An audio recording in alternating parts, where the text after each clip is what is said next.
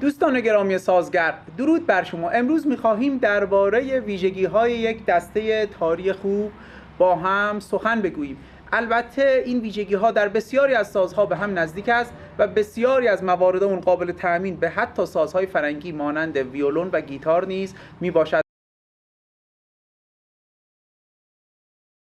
بنابراین به سادگی میتوان این ویژگی‌ها را درباره ستار و تنبور و چگور و چنین سازهایی هم به کار بست. اما این ویژگی‌ها چیست؟ یک دسته خوب در مقام نخست باید به صورت شعاعی برش خورده باشد، درست مانند صفحه ستار. برش شعاعی چیست؟ در یک چوب شعاعی برش خورده باید دایره‌های سالانه با دو سطح موازی باشند و به دو سطح عمود. این دو سطحی که به اونها عمود شده را میگوییم چه؟ میگوییم سطح‌های شعاعی. و این دو سطحی که به اونها مماس شده را میگوییم سطح‌های مماسی. مماس یعنی چه؟ مماس مانند چرخ خودرو که به سطح زمین مماس می شود، در یک نقطه یک دایره تماسی با یک خط داشته باشد. ببینید این دایره انگار آمده و با این سطح در یک نقطه مثلا وسط ارتفاع دسته یک تماسی برقرار کرده. بنابراین این دو سطح سطوح مماسی هستند. ویژگی سطوح شعاعی و مماسی هر کدام چیست و با دیدن یک چوب چگونه تشخیص بدهیم این شعاعی درست یا مماسی درست است؟ ناگفته نماند اکثر چوب‌ها حالت بینابین این دارند و چوب‌های مناسبی برای آلات موسیقی نیستند. در یک سطح شعاعی خوب معمولاً ما پولک‌های پرمگسی را می‌بینیم و خطوط راست هستند. امیدوارم که تلالو نور اجازه دیدن به شما بدهد که این خطوط صافی هستند و اگر امکان پذیر بود این پولک‌های پرمگسی من میچرخانم شاید یه بازتابی کنند و به چشم شما بیاد و دیده بشود.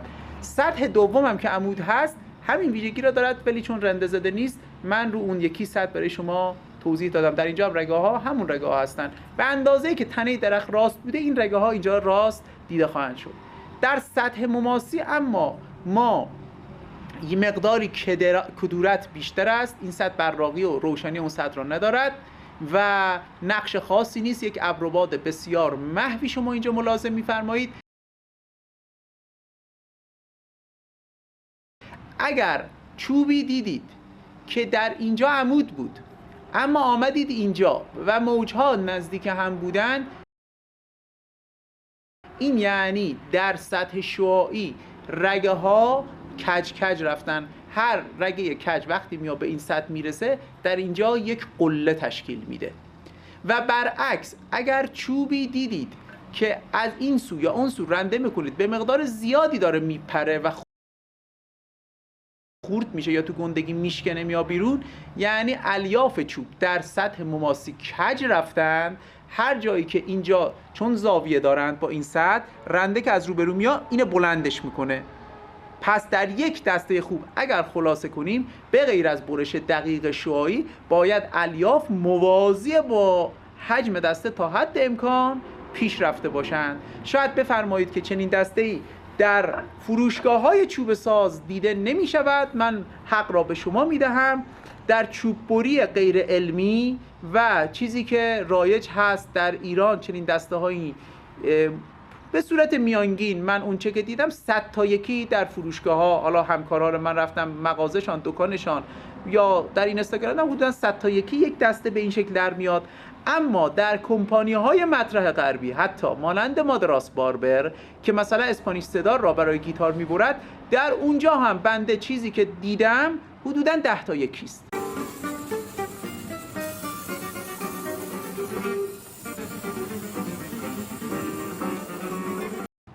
اگر شما صفحه مادراس باربر را من تگ میکنم پایین همین پست، تشریف ببرید عکسای اسپانیش صدا رو پایین‌تر گذاشته، فکر می‌کنم 10 تا یکی دسته‌هاشون این باشه. یعنی اونا که خیلی انگار دقت دارن 10 تا یکی ان. اما ما ادعا میکنیم و پایبند هستیم بر این که چیز حدود 80 تا 90% دسته های سینا تنوود دسته های شعاعی هستن. اون 10 تا 20% مقداری تمایل دارن، یعنی اون 10 تا 20% ما هم دسته های بد بریده نیستن، اما 80 تا 90% تقریبا دسته ها 100% شعاعی هستند و پولک پرمگسی در اونها دیده می شود. ویژگی دیگر بجز بحث برش و الیاف چوب، شاید بشه بگیم ویژگی سوم، این است که چوب دسته‌ای که خیس خیس چارتراش شده به لعنت خدا هم نمیارزد و چوبی است بسیار غیر علمی. چرا؟ چون رطوبت از سطح شعاعی به سرعت خارج نمیتواند بشود، اما از سطح مماسی به سرعت تخلیه می شود. این سطح سریع خشک می شود، این در واقع دو سطح بغل. وقتی اینها خشک می شوند دسته یا به چپ می کشه یا به راست می کشه. این دسته اگر به صورت قفس چینی که تو چوب بری ها دیده میشه رو هم بچینن 3 متر 4 متر بره بالا که زیر فشار باقی بمانه، این خشک میشه، میخواد بتابه به بالا یا به پایین، وزن جلوش میگیره، مثل یک فنر جمع میشه. شما رنده میزنید دسته میاد بالا، رنده میزنید دسته میره پایین، رنده میزنید دسته میره چپ، رنده میزنید دسته میره راست. بستگی داره که رو دسته رگ راست بندازید یا مماسی. پس باید چه کار کرد؟ ما در سینا تنوود دسته ها را، این ضخامت شعاعیش عرض میکنم، نیم سانت بیش از اون چیزی که بخوایم تحویل شما بدیم میبریم، نیم سانت میذاریم برای رنده کردن، نه اینکه به اندازه نیم سانت تاب دارن، اما به سبب اینکه این سطح خارجی معمولا بسیار پرتنش میشود، باید اینقدر بگذاریم که تنش چوب خارج بشه و این تخته ممکنه پهناش 20 سانت 30 سانت باشه. پس از اینکه 1 سال مثلا 2 سال گذشت و این خشک شد، ما میایم اینها رو باریکش میکنیم و به این حالت درش میاریم.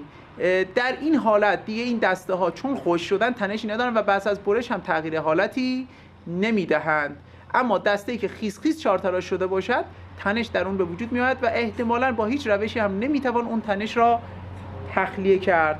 بنابراین مهم است که دسته اگر میگن دسته 5 سال خشکه، 4 سال خشکه، 10 سال خشکه، 10 سال تخته اون خشک شده باشد، نه 10 سال چارتراش اون خشک شده باشد. مانند صفحه سنتورایی هم که 12 میل میبرن و خشک میکنن، این 10 سال هم بمانه، 100 سال هم بمانه، یک صفحه تنشدار است و صدای بالانسی تولید نخواهد کرد.